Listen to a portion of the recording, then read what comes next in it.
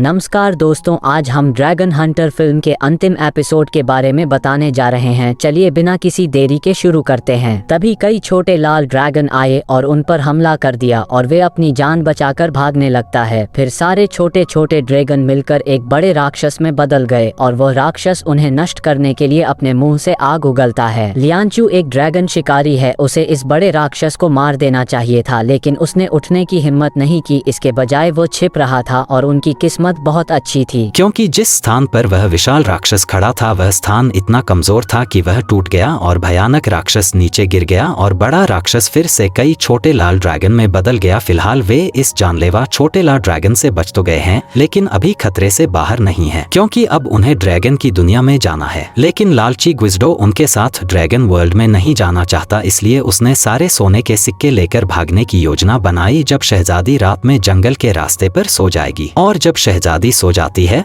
तो ग्विज़्डो सोने के सिक्के लेकर भागना चाहता है, लेकिन लियांचू शहजादी के साथ सोने का नाटक करता है, क्योंकि लियांचू अपने दोस्त की बात न मानकर उसे नाराज नहीं करना चाहता था और लियांचू राजा के विरुद्ध नहीं होना चाहता। इसके बाद अगले दृश्य में उन्हें अंततः ड्रैगन की दुनिया में जाने के लिए निकलते हुए दिखाया गया है और रास्ते में राजा के एक पुराने दोस्त से मुलाकात होती है जो ड्रैगन से लड़ाई के दौरान पागल हो गया है। खैर, इस सैनिक की मदद से वह ड्रैगन की दुनिया में जाने का रास्ता जानते हैं और इस रास्ते पर जाने में उन्हें काफी खतरे का सामना करना पड़ा, जैसे कि उन विशाल कांटों के गोले की तरह जिनसे उन्होंने अपनी जान बचाई। और जैसे तैसे वे अपनी दुनिया के अंत पर आते हैं और इस दुनिया के दूसरी तरफ की दुनिया में कई तरह के भयानक राक्षस हैं और फिर से उस छोटे छोटे लाल ड्रैगन ने उन पर हमला कर दिया और फिर पहले की तरह एक होकर एक भयानक राक्षस में बदल गए और उन्हें ड्रैगन की दुनिया में प्रवेश करने से रोकने के लिए उन्हें मारने की कोशिश करता है। और दूसरी ओर लियांचू राक्षस से बचने के लिए एक कमरे में चला जाता है जहां बहुत सारी भेड़ें होती हैं, तो सभी भेड़ें कमरे का दूसरा दरवाजा से बाहर चली जाती हैं और फिर लियांचू कमरे से बाहर निकल जाता है और बाहर से दरवाजा बंद कर देता है। फिर सभी छोटे लाल ड्रैगन एक साथ मिलते हैं और एक भयानक राक्षस में बदल जाते हैं, लेकिन राक्षस का सिर उस कमरे में बंद हो जाता है और मॉन्स्टर का दूसरा पैर ग्विज़्डो के साथ था और इसी बात का फायदा उठाकर वह उस ड्रैगन को हरा देता है। शहजादी फिर लियांचू को बताती है